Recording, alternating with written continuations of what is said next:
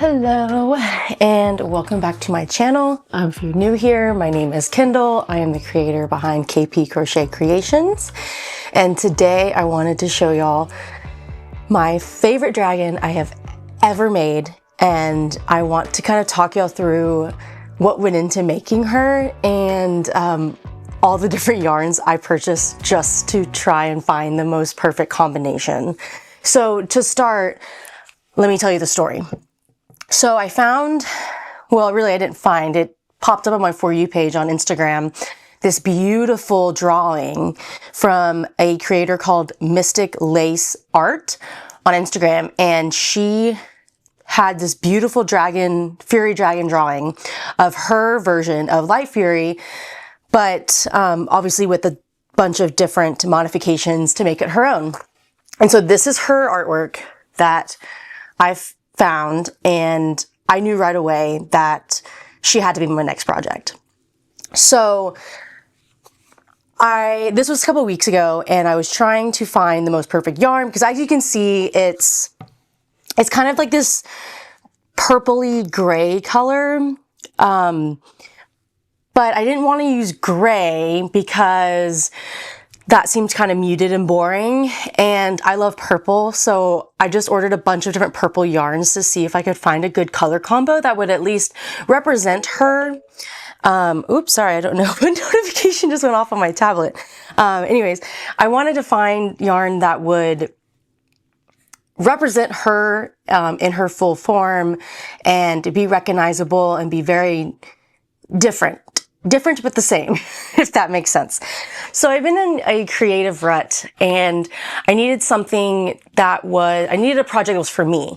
I've been doing a lot of custom orders, and those can be very draining, not in the sense of actually crocheting them, but not getting to use any of my creative juices. Some of my favorite things, at least if you're following me in the early days, I was doing a lot of themed dragons or flower dragons, and that just brought me so much joy, and I got to use the creative side of my brain. And so I wanted to break out of this rut that I was in, and I figured this beautiful, she calls this dragon Frostbite, would be the best solution to get me out of this rut. So to start with the yarn, I guess maybe I'll show her to you first. So this is her in all her glory. When I say I'm obsessed, I am so proud of how this dragon turned out. So here's a side by side. I think I was able to capture a lot of the details without it being too busy. That was my biggest fear, because this drawing just has so much detail, so much beautiful, intricate detail, and I just wanted to do it justice. You know what I mean? So I'm very, very proud. I also hand painted these eyes specific for this project. I wish I made them a little bit more purple, but when I was doing them, I had some that I made a little bit more purple, but they didn't look good against this yarn. And they like blended into the yarn a little bit too much. So I wanted them to kind of stand out a little bit. But I also wanted them still be purple. I don't know if it comes off on camera. There is a small hint of purple. I just wish it had a little bit more purple. Like, just because of the ones in the picture, it's a lot more purple. And so that's why I was hoping for that. But that's okay. That doesn't ruin the project in my eyes. If I were to do her again, I would just do a different purple eyes. So let me just show you all of the yarn that I purchased to try and figure out which combo to use. So I first got this because she kind of has like the gray tones, and I was like, when I saw this one online from Premiere, I thought it would be a really perfect color, but then when I got it, it's a little bit more blue than I was expecting, so I decided that was not it. So then I went with more of the purple route, and I decided that this color, it's Dusty Lilac from Premiere, was a very perfect like muted purple that I felt was close enough to like the gray scale kind of color of the reference photo that it would kind of work. So this is the one I ended up going with, and then I went with this one. I want to say this was mulberry. I don't have the label anymore, so I'm not sure which color this one was, but it's also Premier Basic Chenille. And that's what I use for the darker accents. Again, they were a lot more gray and like a dark gray in this picture, but I felt like the dark gray on this purple just didn't, the contrast wasn't right. It didn't feel right. And so I decided I have to continue with the purple. And so that's why I chose this darker purple. So the reason I got a bunch of these ombres, because the wings and the tail pieces, they're kind of not pure white, but they're not like pure purple. So I figured if I could find kind of like a light purple, if not color changing, that would kind of go well with it. Because the pieces were a little bit smaller, you can't really get the ombre look within the details that I chose, but I think it still works out. I just second guessed myself a lot when I was working on these tail pieces, because I was like, should I have done them pure white, like the chest and the head?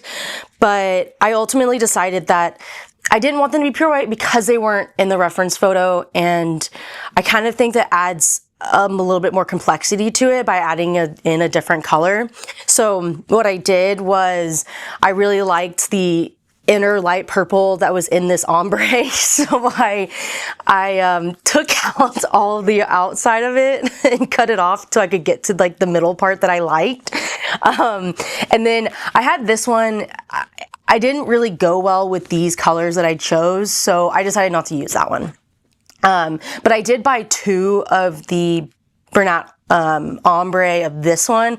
However, they did come in like, they're kind of different in a sense. So I decided that I would use both of them. Like this one's, this one's outside was a little bit more white. So I used that for the chest and the head, the bottom of the head. So it looks a little bit more white, and the legs, but they also still kind of have that purple hue. They're white, but again, with that little purple hue to it, so it kind of ties it together. Instead of doing a very pure white. And then for the horns, I also used part of the middle to, so it wasn't like a pure white as well. So, let's just say this was not the most cost-effective project, but I had so much fun trying to figure out which yarn combos to use, because this was just so detailed, and it's such a beautiful dusty color that I wanted to replicate it, but it took me weeks to figure out how. And I'm actually very proud with how she turned out. I think some of my favorite details that I did, let me get some of this out of the way. Some of my favorite details that I did were, so on the horns here, they go from like dark to a little bit light, then to the dusty color. And so I tried to mimic that with the dark, and then the little purpley, and then going to the dusty. And then same with this one. And then on the smaller horns, there was the dark and then to the dusty. And then there were these little horns here with the white. So I decided to add those here, but I made sure to sew them on low enough that they kind of touch the white, so it kind of goes. And I just really like how that turned out. I'm just very proud of those little details. And then also for the face, let me see if I can, zoom in here. So also for the face, she again has so much detail on that face, and I wanted to replicate it in a way that it's the picture, or it's the dragon in the picture, but it wasn't just overbearing with detail. So I decided to just mainly focus on the white pieces that are, looks like she has like these little white horns and then these little white eyebrows. And so I decided to focus on that because I think those are the kind of the defining features, as well as the nose has the white with the purple. And so I decided to also mimic that. And I think in my mind, I think the face, although it is a lot of detail, I don't think it's too much where it's like, whoa, eyesore. You know what I mean?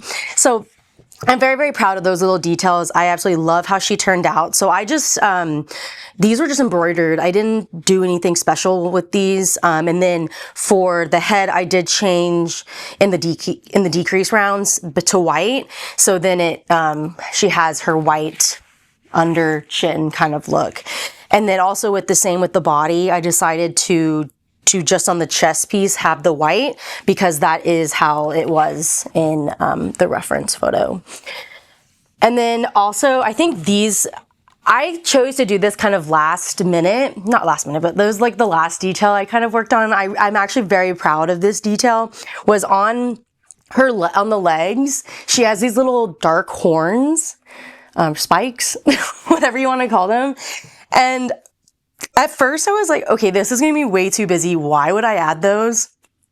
But I did them on this back leg first, and I tried several different methods. I tried to do just like a little chain, and then I tried to do like a double crochet, and none of it was looking right. And so I ended up doing where it's chain 3, and then I slip stitch down the chain and then go back in. So each of these were done separately, and then yarn tails were hidden. But I love the detail it adds to it, and it's very specific to this drawing. So I'm really glad that I ended up doing that because I think it really adds to the character and really shows that it's her, you know?